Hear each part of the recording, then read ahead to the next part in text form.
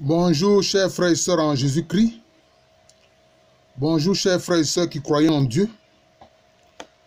Aujourd'hui, je voudrais attirer l'attention des chrétiens, des croyants sur un fait.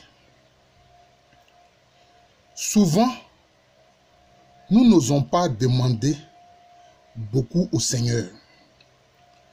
Qu'est-ce que j'entends par là? Je vais prendre des exemples pour que vous compreniez. Et j'affirme ici que le Seigneur, qui est la bonté suprême, donne plus que ce que nous demandons. Oui, quand nous lui demandons quelque chose, il donne plus que ce que nous lui demandons. Donc il faut que nous soyons audacieux si nous savons cela. Sachant cela, nous devons être plus audacieux dans nos demandes. Je vais prendre des exemples dans la Bible pour que vous compreniez.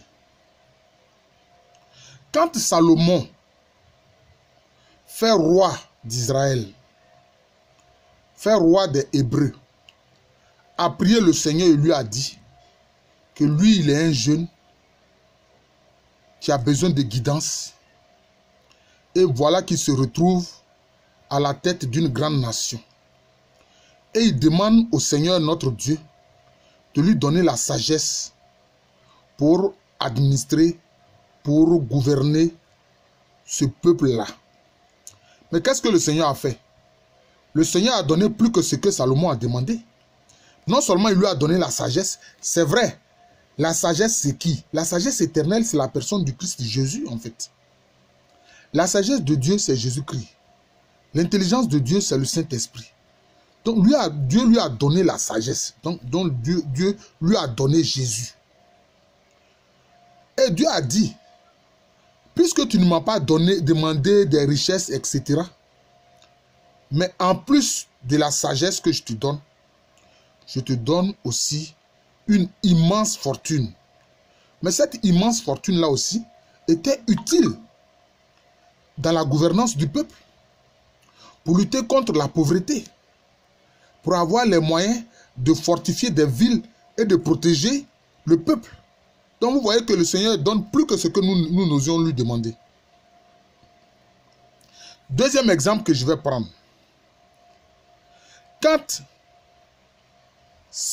Naaman le Syrien, le général de l'armée syrienne, souffrant de la lèpre, vient trouver le prophète Élisée pour être guéri de sa lèpre.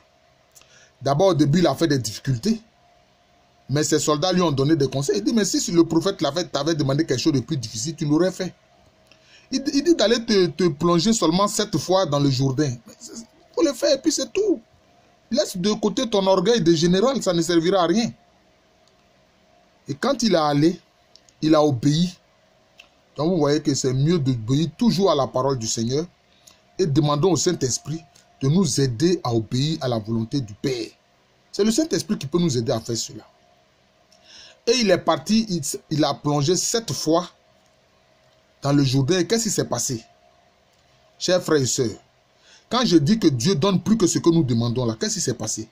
Non seulement il a été guéri de la lèpre, mais son corps même, sa peau est devenue tendre comme la peau d'un nouveau-né, d'un bébé. C'est ce que dit la parole. La peau de Naaman, non seulement débarrassée de la lèpre, en plus sa peau est devenue comme la peau d'un nouveau-né, d'un bébé. Donc vous voyez, c'est-à-dire qu'il a été totalement régénéré et son corps même est devenu comme celui d'un bébé. Vous voyez, c'est pour ça que je dis, Dieu donne plus que ce que nous n'osions lui demander. Le troisième et dernier exemple que je vais prendre, c'est dans les évangiles. Quand Jésus a dit, mais vous les hommes qui êtes mauvais, vous les hommes qui êtes si mauvais, vous savez donner de bonnes choses à vos enfants. Quand vos enfants vous demandent des bonnes choses là, vous ne leur donnez pas de serpents ni de scorpions. Mais bien plus encore, le Père Céleste, qui est la bonté suprême, ne donnerait-il pas le Saint-Esprit à celui qui le lui demande? Le Saint-Esprit. Donc cela veut dire quoi? Ce que Dieu veut donner, c'est sa propre personne. Le Saint-Esprit est Dieu. Donc Dieu veut donner sa propre personne. Et c'est ça le don suprême de Dieu. Le sacrifice du Christ, c'est le don de sa personne, c'est le don de la personne de Dieu. Donc vous comprenez, chers frères? Donc demandons Dieu à Dieu.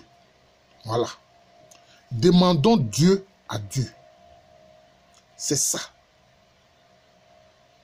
Parce que Dieu donne le Saint-Esprit. Donc Dieu donne sa propre personne. Le Saint-Esprit est Dieu. Et c'est ce qu'il veut donner. C'est ce qu'il veut nous donner. C'est fondamental. C'est pour ça que dans une de ses apparitions, notre mère, la bienheureuse Vierge Marie, a dit, celui qui a le Saint-Esprit a tout. Celui qui a le Saint-Esprit a tout. Voilà. Mais c'est la même chose quand Jésus-Christ nous donne à manger son corps et son sang. À manger son corps et à boire son sang. C'est le don de sa personne.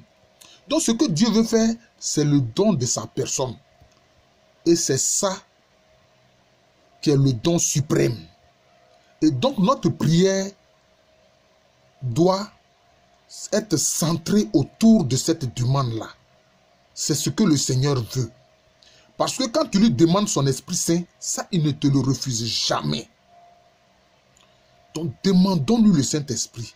Et quand nous l'avons, demandons-lui de nous remplir sans cesse du Saint-Esprit. Parce que nous sommes comme un récipient que le Saint-Esprit remplit sans cesse. Je vous remercie. Je suis le frère Jean de l'amour de Jésus. C'est mon nom spirituel. À l'état civil, je suis le professeur Aloukwame Rémy. Je ne vois pas le partage de ces vidéos spirituelles, d'enseignement spirituel sur les autres réseaux sociaux comme sur WhatsApp ou bien sur Facebook. Il faut partager, chers frères. C'est vrai, c'est sur YouTube. Il faut partager sur ces réseaux-là. Parce que moi, ma page Facebook est tellement pleine. Bon, voilà. Donc, c'est un peu ça. Voilà. Donc, à l'état civil, je suis le professeur Aloukwame Rémy. Je vous souhaite une excellente journée et que le Saint-Esprit nous remplisse sans cesse pour que nous soyons à la ressemblance de Jésus-Christ, notre Seigneur et notre Sauveur.